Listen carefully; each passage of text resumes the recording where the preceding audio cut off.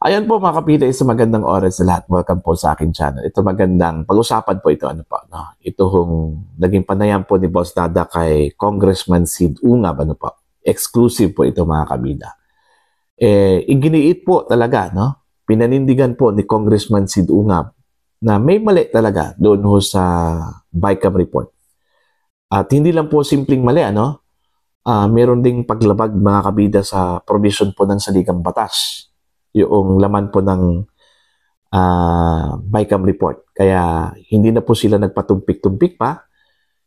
Dumulog na po sila doon ho sa Korte Suprema para at least mabigyan ng linaw mga kabida yung mga haka-haka at saka yung kanila pong impression, observation doon ho sa BICAM report.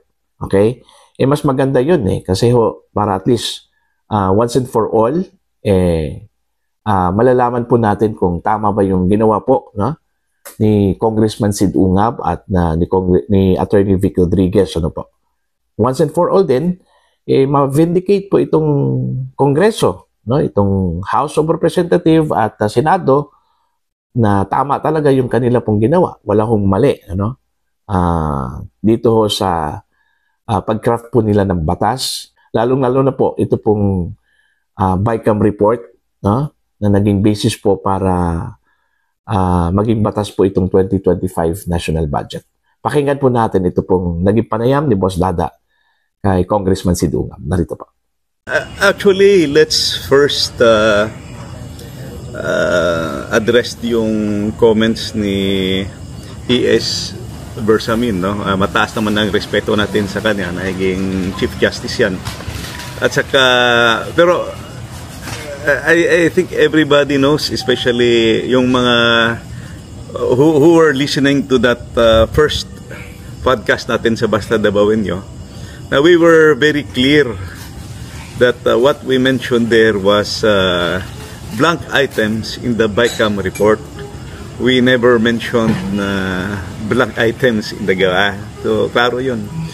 So, we even made a rejoinder na what we said was blank items in the BICAM report. And we can prove it kasi before nag-ratification, lahat ng members, more than 300 members of the House and 24 senators, receive a copy in their emails. At saka yung email ko, nung nabuksan ko, December 11 yung date ng email, although late ko na nakita, klaro yun. And a few pages lang, nagbubuksan mo, makikita mo na yung sa page SP11, meron ng blanks. So, that's why gi-bring up ko. And na timing dito si PRD, nandito si Attorney Vic, si Attorney Delgra. Same place, dito kami nagkita-kita noon. Nung pinakita ko sa kanila, so everybody's shocked. Ako rin nung nakita ko sa email, sa aking pagbukas ko na aking email, nung nakita ko yung BICAM report, I was also shocked kung bakit pinirmahan yung BICAM report na may mga blanco.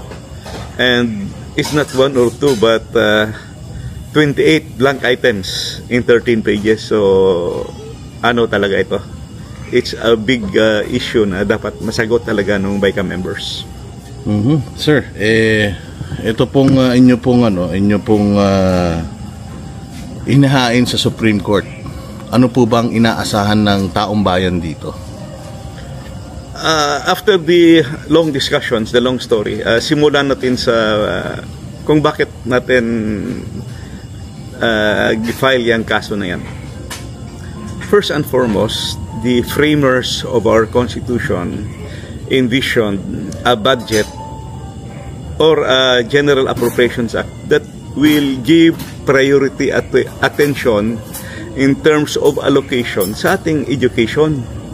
And we say education, buong education sector, and that should be the number one. And hindi lang framers of our Constitution, I think it is but proper and fitting for each one of us na dapat education talaga tayo mag-concentrate because we are not born equal. May mga anak ng mayaman, may mga anak ng mga May mga pobre, lalo na dito sa amin, sa Mindanao, maraming mga anong tawag naman yan, isang kahig, isang tuka, no? The only chance for us to get an equalizer is through education. Wala nang iba eh. So mag-aral na mabuti, katapos, and through education, we might be able to learn how to improve our lives, improve our economic status. So it is only through education na pwede maging equalizer. And aside from that, on the overall development, socio-economic development ng ating bayan, that is, I would say, that is the only way we can make ourselves, the Filipinos, highly competitive or globally competitive. Kung educated yung ating mga kababayan, we will have an educated and healthy society. We can compete with the other with other countries in the world. So, na-shock ako dahil na-overtake ang budget ng education sector, na-overtake ng public works ng DPWH. So kung ikaw ay isang taong may malasakit sa iyong bansa, may malasakit sa iyong bayan, well, I did not say that infra is not needed. Yes, it is needed, but yung infra mo dapat nagfa-follow sa ating economic development plan, kasi meron tayong economic development plan eh. Yung infra na nasa economic development plan, yun yung nasa regular program ng DPWH, kasi approve ng NEDA yun, approve ng DBCC, approve yun ng infra committee doon sa NEDA. Yung mga insertions, katulad nung nangyari sa budget, 288 billion insertions of infrastructure, at nilampasan yung education sector, that is not anymore in accordance with the economic development plan. Ang nangyari niyan, that is already a kind of yung gusto ng miyembro ng BICAM panel na nagsingit, pet projects nila. Nung araw, ang tawag niyan, pork barrel, pet projects, siningit, ang infra. Ang problema, nakalimutan nila na naglampas na sila at na-overtake nila yung education sector. And it's very clear in our constitution na number one priority, which we all must agree. Kung ikaw ay isang congressman o senador, bear that in mind, number one. Huwag kang maglampas sa nakasaad sa ating saligang batas. The Constitution says give priority to education. Now, when you approve the BICAM and you have overtaken, sabi ko, you have overtaken the budget of the education sector, nalampasan ng infrastructure, something is wrong. So, nag-research na talaga ako. Pero haba-haba ng aking research, may part 1, may part 2, may part 3 ako sa aking research. Klaro yun, kasi yung President's message sa budget, siya nasabi niya na 977 billion, number 1, yung budget ng education sector, 977 billion. Tapos yung number 2 is the budget of the DPWH, which is 900 billion. Then pagdating sa BICAM, binawasan ng 31 billion yung education sector. Tapos dinagdagan ng 288 billion ang budget ng DPWH. So, simple arithmetic, simple mathematics, nahabol talaga. So, yun, pinag-aaralan ko. And while I was studying, nakita ko na yung mga black items. So, after discussing this with the lawyers, and alam naman natin that these are not mere typographical errors. Blanco 28 blank items. Hindi mo pwedeng basta-bastang ma-disregard yan at sabihin blanco. No, it's not. May mali talaga. Highly questionable at pinirmahan At hindi lang pinirmahan, ratified ng dalawang houses of Congress, both houses of Congress has ratified the Bicameral Conference Committee. So hindi mo na pwedeng baguhin yun after ma-ratify. So yun na nga ang question, kung bakit pagdating doon sa GAA, kumpleto na. Ang aming tinatanong ay bakit sa Bicam report. So we found that a very highly questionable issue. Kaya we had the lawyers study it and made the legal research.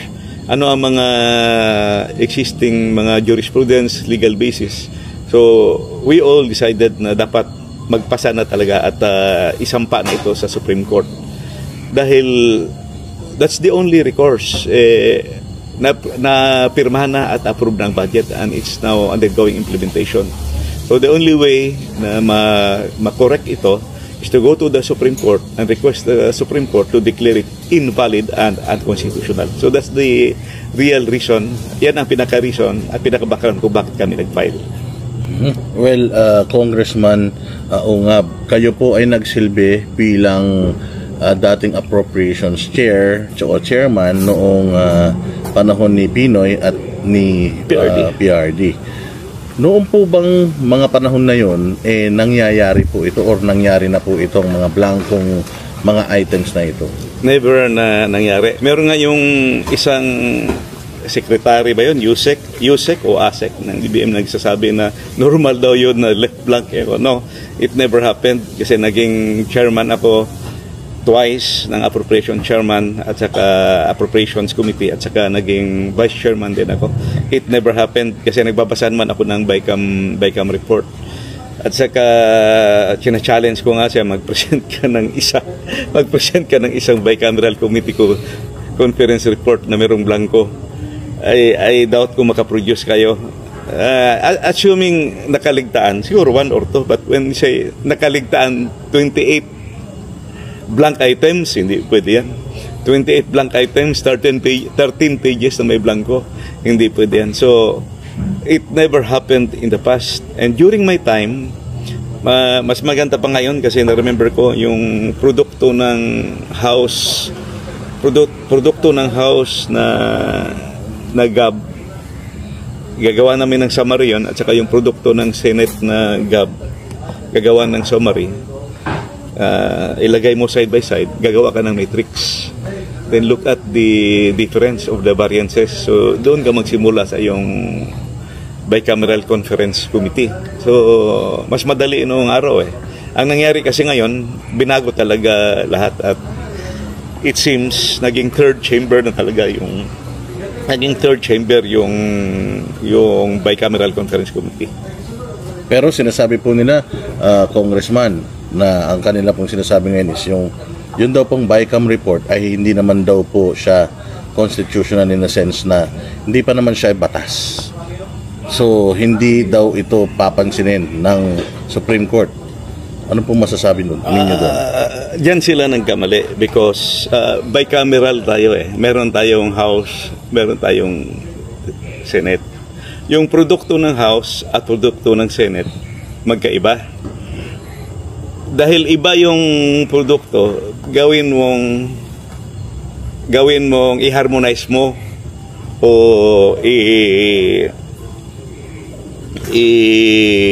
kuhan mo. Mag-uupo sila para mag-agree, i-reconcile yung difference. So, for it to be reconciled, kailangan mo ng Bicameral Conference Committee at panag-agree na, gagawa ka na ng report, Bicameral Conference Committee report. Saan ka kukuha ng basis para sa GAA mo kung wala kang Bicameral Conference Committee report? So, you cannot jump. This is for your enrolled bill is the Bicameral Conference Committee report. So you cannot disregard the Bicameral Conference Committee report. You cannot belittle it because whatever figures are in that reconciled Bicameral Conference Committee report, yun dapat ang lalabas sa yung enrolled bill ng General Appropriations Act. Or kung General Appropriations Act, yun na yung mapipirmahan na yung presidente. So, mali yung nagsasabi ng gano'n. Hihingan ko lang po kayo ng opinion patungkol doon sa, kasi kung makikita nyo, kumakalat po sa social media noong mga unang araw, umiiwas itong si Chairman Kimbo sa mga tanong patungkol dito, and then yesterday, ito po yung eksaktong sinabi niya.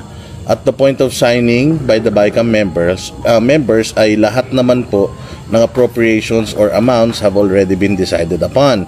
Ibig sabihin, lahat ng naging correction sa ating technical staff, lahat po yan ay ministerial na lamang. Ibig sabihin, calculator activity na lang po. Ano pong masasabi ninyo doon? Kung determine nila ang amount, bakit hindi nila sinulat sa Bicameral Conference Committee report? Second, there is no such thing as ministerial correction. Because kung titingnan mo yung Bicameral Conference Committee report sa last part, meron doon nakasulat omnibus motion. And that omnibus motion, at saka every year, meron yung omnibus motion So, halos may memorize ko na nga yan. Yung omnibus motion allows the technical staff, the technical working group to make the necessary corrections for grammatical, typographical at printing errors lang. You cannot fill in the blanks because that is not grammatical error, that is not typographical error, that is not a printing error. Yung blank mo, possible pa nga equivalent to zero yun yung i-reflect mo doon. But when you change it, that is not anymore typographical error. So, mali yung sagot niya. And ano rin po ang masasabi ninyo doon sa sinabi ni Senator Tito Sotto? Kasi alam naman po natin, yung pong posisyon na yan, usually binibigay po talaga sa mga yung matatagal ng mga kongresista. And alam naman po natin na itong mga kongresistang na humawak nitong posisyon na to sa administrasyon na to ay mga bago lang. At sinabi po ni Tito Sotto or dating Senate President Tito Sotto, some of our legislators need to undergo parliamentary rules and procedures workshop. Ministerial corrections by technical staff are never allowed in any bill, much more a law. You bring it back to the plenary. Ano pong masasabi niyo? Tama, correct.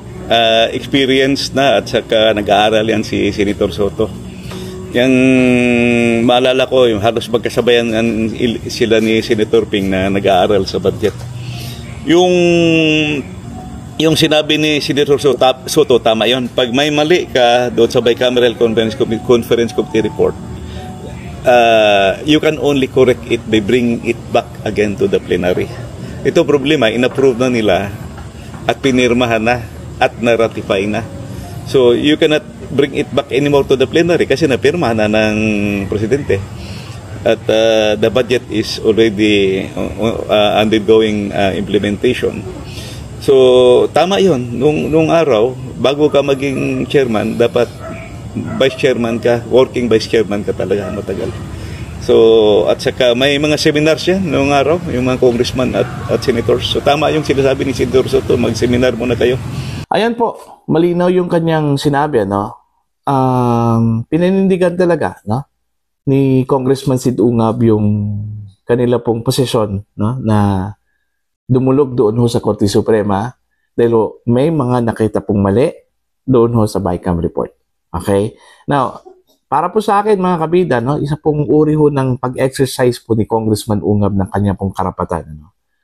Na linawin po itong mga bagay-bagay na sa tingin po niya medyo malabo.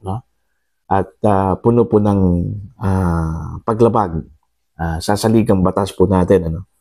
At normal na po yun sa isang mamamayang Pilipino. Kaya nga, andyan yung Korte Suprema. Ginawa o create yung Korte Suprema just to make things clear, Sila yung, kumbaga, the court of last resort, So, dapat respetuhin po natin yan, Pakinggan po natin yung kanila pong desisyon.